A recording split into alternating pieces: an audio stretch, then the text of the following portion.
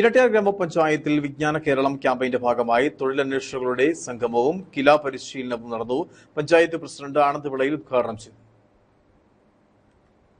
കേരള സർക്കാർ തദ്ദേശ സ്വയംഭരണം, ഉന്നത വിദ്യാഭ്യാസം, തൊഴിൽ, വ്യവസായം എന്നീ വകുപ്പുകളുടെ സഹകരണത്തോടെ നടപ്പിലാക്കുന്ന ഒരു നൂതന തൊഴിൽദായക പരിപാടിയാണ് വിജ്ഞാന കേരളം പദ്ധതി. തൊഴിൽ അന്വേഷകർക്ക് നൈപുണ്യ പരിശീലനം നൽകാനും തൊഴിൽ ദാതാക്കൾക്ക് അനുയോജ്യരായ ഉദ്യോഗാർത്ഥികളെ കണ്ടെത്താനും സഹായിക്കുന്ന മെഗാ ജോബ് ഫെയറുകളും കമ്മ്യൂണിറ്റി സ്കിൽ പാർക്കുകളിലെ തൊഴിൽ മേളകളും പദ്ധതിയുടെ ഭാഗമായി നടക്കും. ഇരട്ടിയാർ ഗ്രാമപഞ്ചായത്ത് കമ്മ്യൂണിറ്റി ഹാളിൽ വെച്ചാണ് തൊഴിൽ അന്വേഷകരുടെ സംഗമവും കില പരിശീലനവും നടന്നത്. ഇരട്ടിയാർ പഞ്ചായത്ത് വൈസ് പ്രസിഡന്റ് രജനി സജി അധ്യക്ഷയായിരുന്നു. ഗ്രാമപഞ്ചായത്ത് പ്രസിഡന്റ് ആനന്ദ് വിളയിൽ ഉദ്ഘാടനം ചെയ്തു. യുവാക്കള് ഇന്നും ജോലി അന്വേഷിച്ചുകൊണ്ട് നമ്മുടെ നാടുകളിലൊക്കെ ഉണ്ട്. ഞാനടങ്ങുന്ന യുവ തലമുറയെല്ലാം എല്ലാവരും ജോലിക്ക് വേണ്ടി നിരവധിയായ ആളുകൾ പഠിക്കുന്നുണ്ട്. അതുപോലെ ഡിഗ്രിയും PGയും അല്ലെങ്കിൽ മറ്റ് അതിനു മുകളിലുള്ള രീതിയിലൊക്കെ പഠിച്ചു വരുന്നു. പക്ഷേ എല്ലാവർക്കും ജോലി എന്നൊരു സ്വപ്നം യാഥാർത്ഥ്യമാക്കാൻ വേണ്ടി പലർക്കും സാധിക്കുന്നില്ല.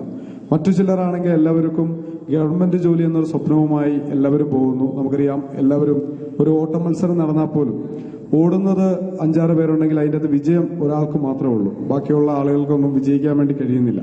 1ാം സ്ഥാനത്ത് വരുന്ന ഒരാളാണ്. പക്ഷേ ആ ബാക്കിയുള്ള ആളുകളെല്ലാം ഉള്ളതുകൊണ്ടാണ് ഒരാൾ ജയിക്കുന്നുള്ള സത്യമുണ്ട്. പക്ഷേ നമുക്ക് പലരുടെ ജീവിതത്തിലും അതാണ് ഉണ്ടാകുന്നത്. എനിക്കറിയാം, കില ജില്ലാ റിസോഴ്സ് പേഴ്സൺ മധു PV, വിജ്ഞാന കേരളം ജില്ലാ മാനേജർ ലിൻഡോ എന്നിവർ വിഷയാവതരണം നടത്തി. പരമാവധി വന്നു കഴിഞ്ഞാൽ കിട്ടാവുന്നത് 30,000 ആളുകൾക്കാണ്.